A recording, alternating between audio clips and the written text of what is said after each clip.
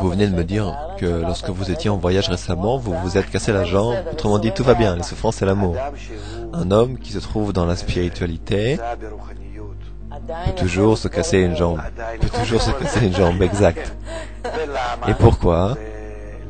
C'est peut-être un peu différent de ce que les gens croient, que la Kabbale est une sorte d'aventure. C'est une aventure exacte, spirituelle, belle, attirante. Et vous êtes tout le temps en admiration.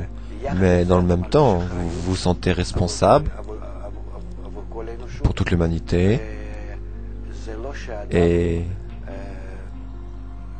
ce n'est pas qu'une personne abandonne tous ses problèmes et difficultés, et qu'elle n'est plus liée aux autres, qui ne se soucie plus de la souffrance des autres et se sentant au-dessus de tout ceci dans les airs. Personne ne vous considère comme un gourou. Moi? Non, au contraire, un kabbaliste doit paraître encore plus simple et faible que les autres.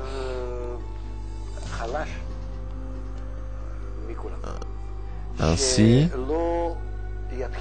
ils ne feront pas de lui autre chose qu'un guide. C'est parce que son rôle est de diriger chacun vers le Créateur et non pas vers lui. C'est en fait exactement tout l'opposé de ce que font les leaders spirituels, comme dans le monde religieux. Là, c'est différent. Il doit attirer l'attention sur lui-même, qu'il est grand, spécial, puissant. Pourquoi? Parce que c'est ainsi qu'il dirige les foules. Le grand public ne comprend pas autrement. Un kabbaliste, au contraire, doit se tenir sur le côté et guider tout le monde dans la direction du Créateur. Et lorsque l'on atteint le Créateur, c'est également au niveau de la voix.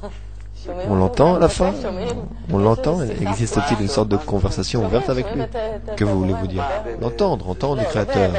Non pas avec des oreilles corporelles, mais on entend une certaine guidance.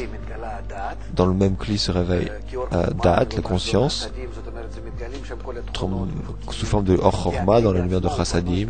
Tous les attributs y sont révélés et les lois, parce que le récipient lui-même est construit conformément à la lumière qui arrive et le forme et le développe. C'est pourquoi le récipient est construit avec 5 sens, selon nos 5 sens, mais qui sont appelés sphirotes. Et ce que vous ressentez alors, c'est l'être créé et le créateur qui sont reliés par adhésion.